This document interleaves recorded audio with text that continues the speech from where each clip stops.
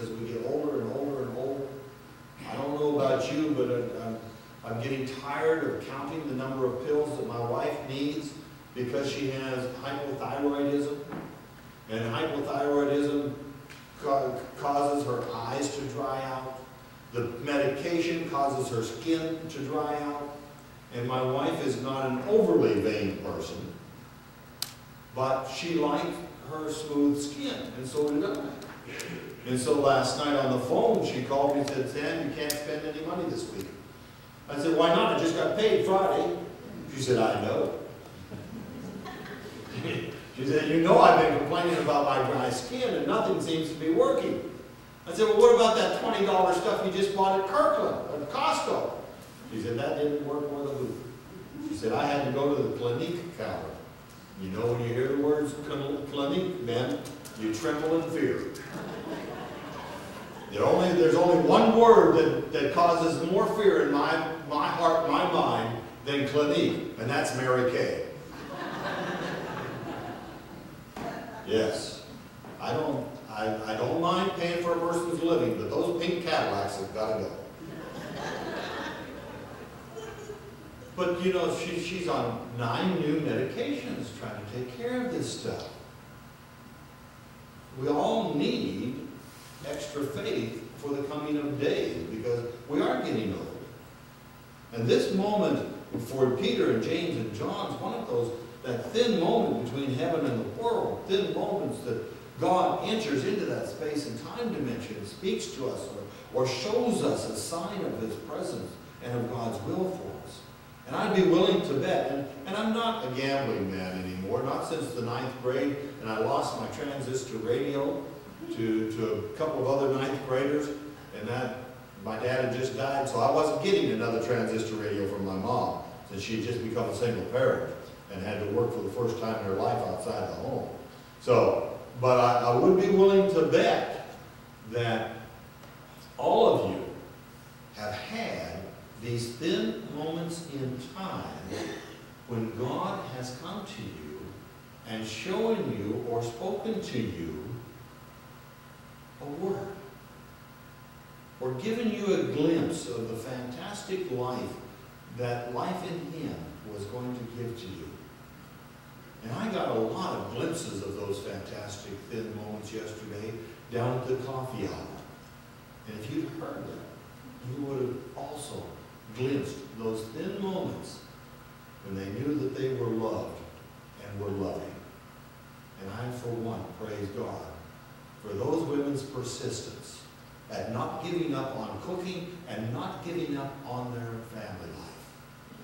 Because I know a lady who has an apron who was given to her by her children that says, "May I thaw you out anything for supper?" Her idea of cooking is, if it can be cooked in 10 minutes, 5 minutes is better. You just turn the stove up higher. And microwaves have been her salvation. It's her salvation. But her first microwave experience was terrible because she forgot to take the tin foil off so you know what happened. So we shouldn't be too hard on Peter and James and John because their names are us. And we also have fallen down in fears when there have been times when our faith should have made us strong and I was weak. There are times when I've experienced fear on behalf of my family, my wife, my son, when he was in Somalia, my daughter who fights now every day with diabetes and her weight gain and other medications that are going on. There was nothing I could do then, and there's nothing I can do now. And as being a man, and women, you know this, that when you go to your husband and you ask him to help, that we're going to give you something to do that will help you. We're just not good listeners. We want to tell you what to do in order that your problem will be solved. And if you just listen to us and do it the way we tell you to do it, I know that your problems will be solved. That's how men are different from women. Women just want to be heard. And when I keep my mouth shut and my wife tells me something and keep my mouth shut instead of telling her what to do, I always get a thank you.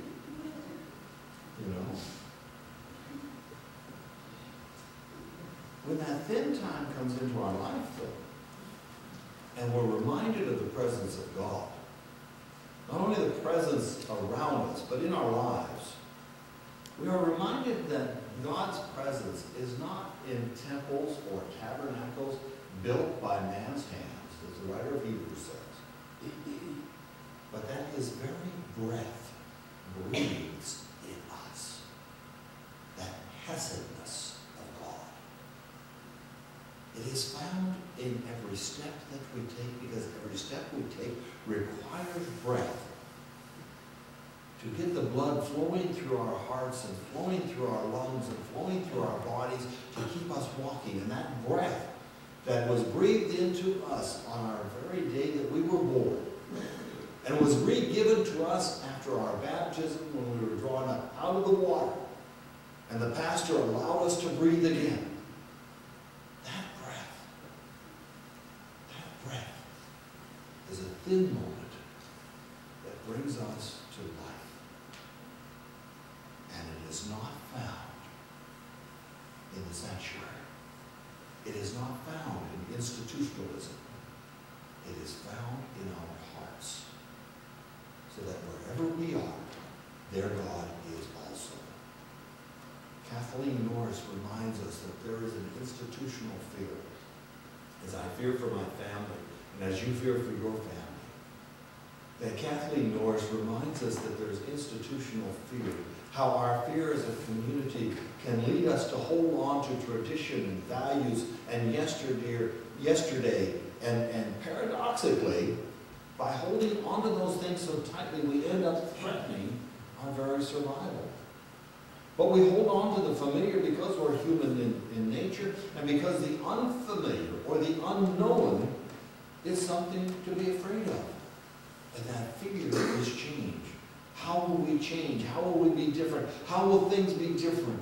So new people and new ideas are rejected, sometimes so subtly we don't even realize we're doing it. And C.W. asked me a couple of weeks ago, he said, Sam, someone asked me to ask you that if we're such a loving congregation, why do we need to change? And it's a good answer, and good question, and it deserves a real answer. And so let me ask you, because someone else asked me about my nightmare, about putting a for sale sign on the front door and opening up the Cotton Center for the 10 or 15 people that would be still needy as Broad Street Christian Church. And so since I was asked those questions in sincerity, let me be as sincere in reply as I can. Because I do believe that this congregation has a lot of love.